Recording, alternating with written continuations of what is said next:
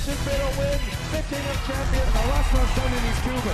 He does the job that he needs to do and get that fight on the exit. Absolutely brilliant. We just witnessed the greatest moment in world history as an esport. It was absolutely incredible. Overcome the biggest team to win the Intel Extreme Masters.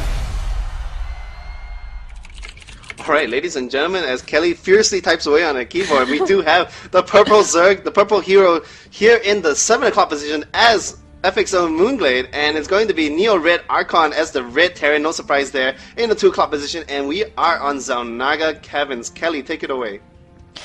Okay, so we are showing a Zerg versus Terran match. This is one of my favorite matchups to do right now because for Protoss you just see crushing force fields. It's gonna be good to see. This is kind of a grudge match, like I said, because RedArchon took away the chance of Glade going to US for BlizzCon in 2010.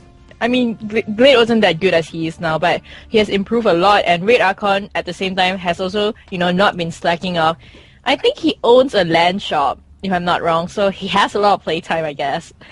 LAN shop owners rock, man. Thailand versus Australia match. It is the very best from Australia versus the very best of Thailand, and what I love about ZVT is the Terran must push the Zerg early. If he doesn't, then the Zerg is just gonna macro up to this monster. So usually ZVTs are very explosive, very, very quickly, and actually we are going to see quite a bit of early action. mOOnGLaDE is just going to send 2 drones out here. One's going to be a hatchery, the other one is checking for proxies, and both of these players are just being super safe. And look at the placement of this Overlord. He doesn't want to get sniped by any early Marine, because this first Marine that comes out can actually walk to this spot and kill the Overlord as it's coming over here. So mOOnGLaDE is just going to be very cautious with his Overlords, and we're already seeing something very, very, very cheeky by RedArchon. What do you think this double racks is actually going to do anything, Kelly? Of course, double racks are like any fast expanding Zerg's greatest fear. I think he didn't even scout when he's going for double racks. He knows for sure that Glade is going to be slightly greedy and wanting to go for the 15 hatch. So he chose to... I mean, Glade now sees as a double rack, so he's immediately going to react by preventing any bunker from going out. He's going to pull like maybe 8 of his drones out to prevent the bunker. Gonna drop down like 1 or 2 spine crawlers to also prevent a marine rush. As you can see from the side of the map in the natural, the Terran can choose to come in from the right side behind the mineral line instead of going to the ram side. So he has to be really careful and, like I said, just prevent any bunker from being made. Yep, here comes another SCV, so the barracks might be coming up. The thing is this Overlord is not in place over the hatchery, so it's going to be a bit hard for them. Here comes the first bunker just outside, and this drone, does this drone see it? No, the drone's going to decide to become a spine crawler instead. And he's like, nah. I'm gonna evolve into a spine crawler.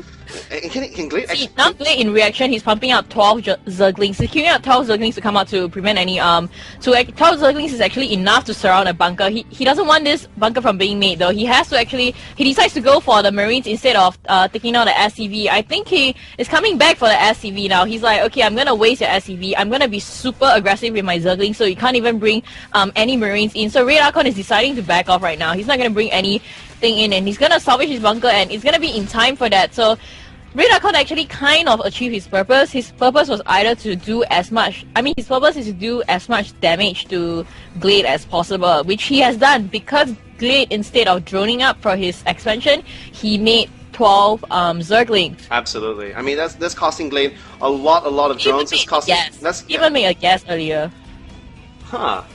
So it did cost Glade 6 potential drones, and for the cost of that, absolutely nothing. He didn't even lose a single SCV. He didn't even lose the bunker. So that was super effective by RedArchon, and he already is going to transit into basically a 2 racks FE. He's getting a 3rd racks out, and he's just going to put out constant early pressure now with Bio. He's just staying really, really mobile. He is hunting for that Overlord. The Overlord is safely tucked away here, probably going to suicide in the roughly about anywhere from about 7 to 8 minute mark. We're going to see this Overlord suicide into the base, but right now, looking on the harvest account, they are pretty much dead even, and we're gonna go into the mid game. I mean, Glade is just being safe. He's putting down more spine crawlers. He doesn't want any Marines to poke in here in the back and snipe out, because we have seen a lot of players do that to him. So, you know, players do learn, we do evolve, and here comes another push by RedArchon. Do you think this is gonna do significant damage, Kelly? Because, I mean, Glade does have the defenses on the field.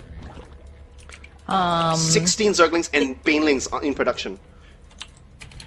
he's wanting to punish RedArchon for going so early for so much Marines, and here comes the Marines from behind though. He's gonna go straight for the mirror line behind, which is the right thing to do, and that he sees a sunken and he's gonna go in for the surround and no speed up yet though, and he gets a surround. Is he gonna get a surround on the Marines there? Not yet. He's gonna ask his Queen to come and help. He's like, Queen, come and help me out, and he's gonna clean out those Marines really easily. He foresee this push.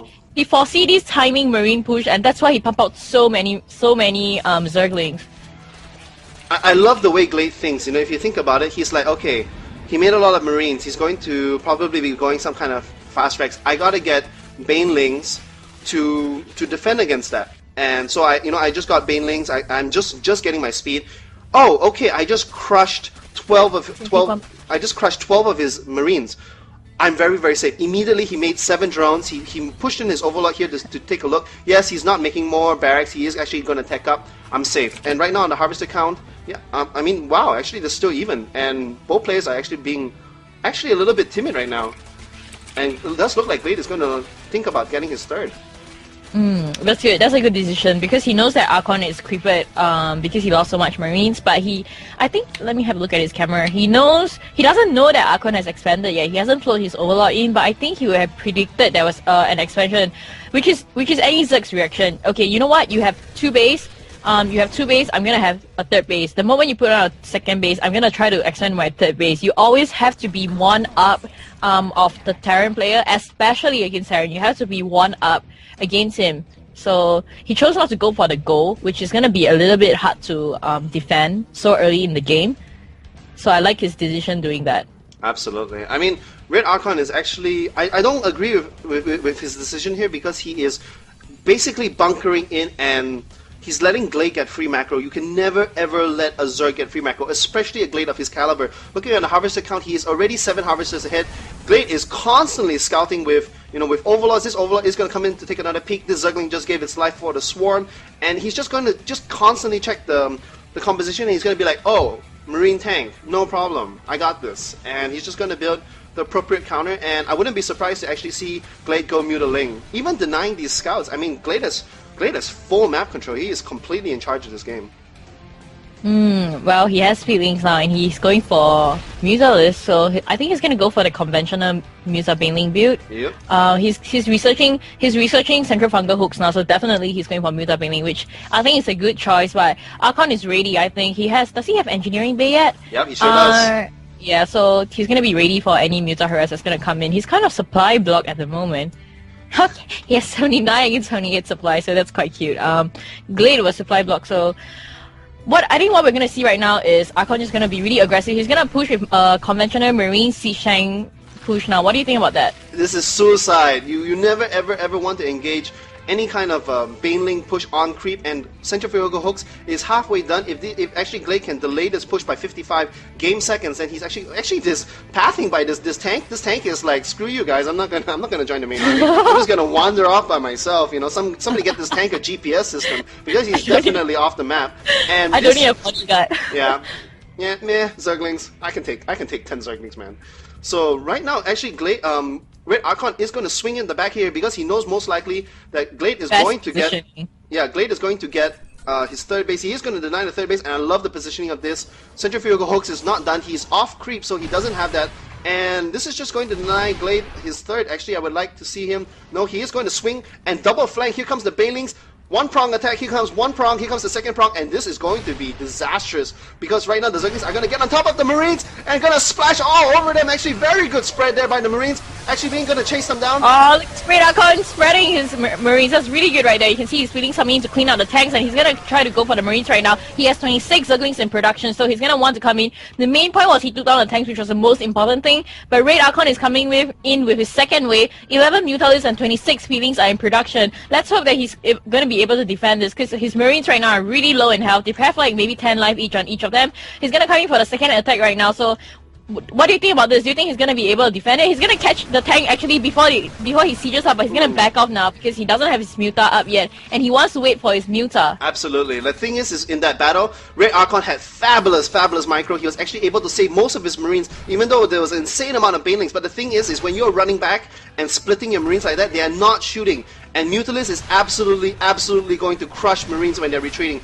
Right now, the Marines are actually being completely crushed by Bye gets Venus. Squeak. Oh. And actually, here comes the Banelings with centrifugal hook. Here comes round 2.